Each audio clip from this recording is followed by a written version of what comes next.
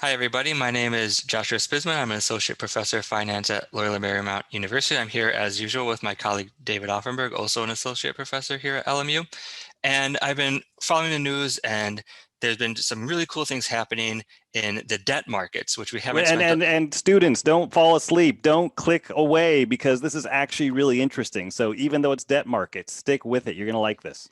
Thank you, David, because I love debt markets, and you're right. It seems to be like the one that bores people. So I want to talk about Carnival Cruise Lines in a little bit, but before we do that, I want to just go through some basics with debt. So can you just, really succinctly, I love the way you explained it in our AMC video, the difference between debt and equity. Definitely. And the important difference is, again, owe versus own. With debt, the company owes money to somebody. If they don't pay back that money, they can go bankrupt. With equity, they have owners. The people who own the stock own the company, and equity cannot force a company into bankruptcy.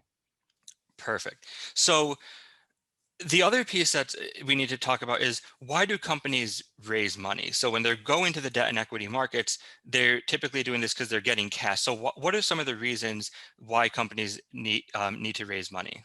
So I think there are two main reasons a company raises money. One is that they need money to grow. So if they're a company like Roku or Beyond Meat or Roblox, where they need to grow very quickly, raising money helps them do that.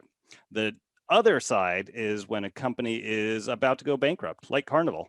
They need to raise money so that they can continue to pay their bills and continue to pay their debts so they don't go bankrupt.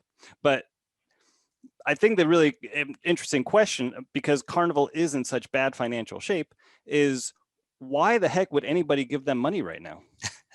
That is the ultimate question, David. Because and it really comes down to what we call risk return trade-off in finance. So if I gave you, the opportunity to invest in Carnival right now, or a company like Apple, and just didn't tell you anything else, which company do you think is going to be better? You'd probably pick Apple.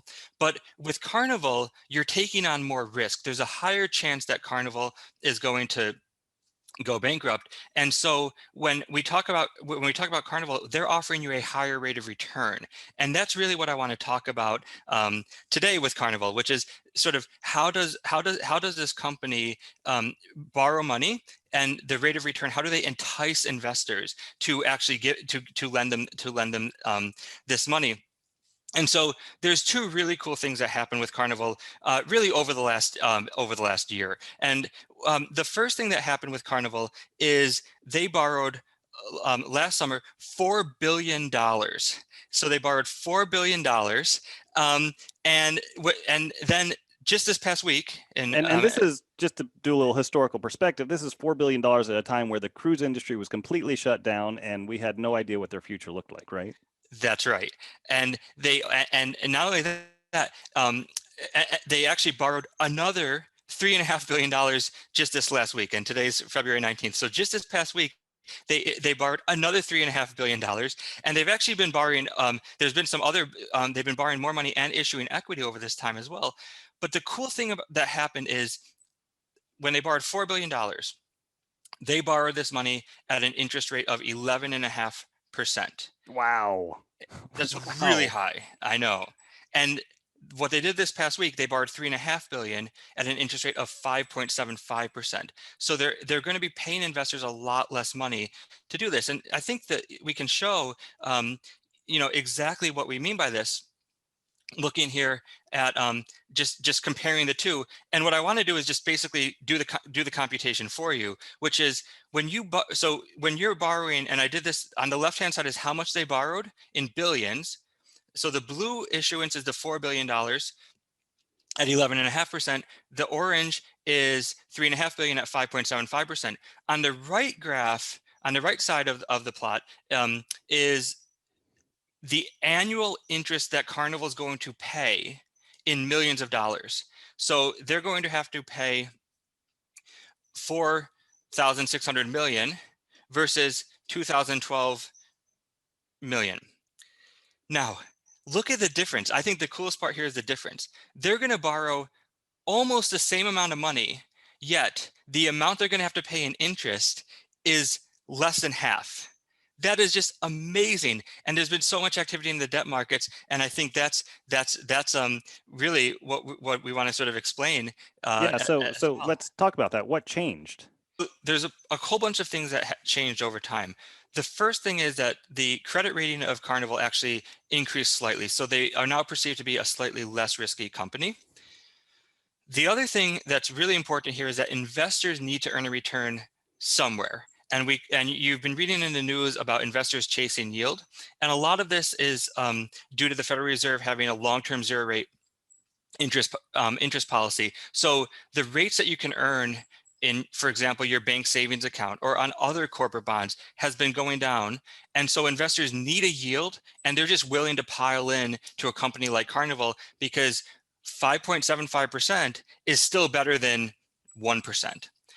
The other thing that's potentially interesting is the default rate on these companies that are risky may have peaked. And you can actually see that here over time, where we were looking here at high yield corporate debt interest rates. And you could see that there was that big spike in March and in April due to when the pandemic first started. And where we were seeing those interest rates up in the 12% range, and that's when Carnival issued their first wave of debt. But now you can see how that rate has just slowly declined. And so what this, what you can there's a couple ways to interpret this. One of this is the chase for yield, but the other is maybe those bad companies, they've survived this far. And we can now we have a vaccine so on the way, and so we can sort of say, look, these companies are going to make it out and survive. And Carnival's actually got some collateral here to back up this debt, right? That's right. And perhaps this is the most amazing part to me, which is that the bonds that they issued that are offering this extremely high yield are backed by that beautiful cruise ship behind you. So if they default, the bond owners are going to get these cruise ships. The bonds that they issued this week at a lower interest rate have no backing, no collateral behind them. So that just shows you how much has really shifted in a very short period, in less than a year, in these debt markets. And I think that's just a really amazing thing, and it's why I love interest rates. And hopefully the students made it this far so that they could see just how much fun debt markets actually are. Right. So the bottom line is the debt markets say the world is getting better. That's right. Perfect interpretation. I couldn't have said it better than myself. And with That that, sets us all up for a great weekend, for a right? great weekend. That's right. Thanks, David. Thank you, Josh.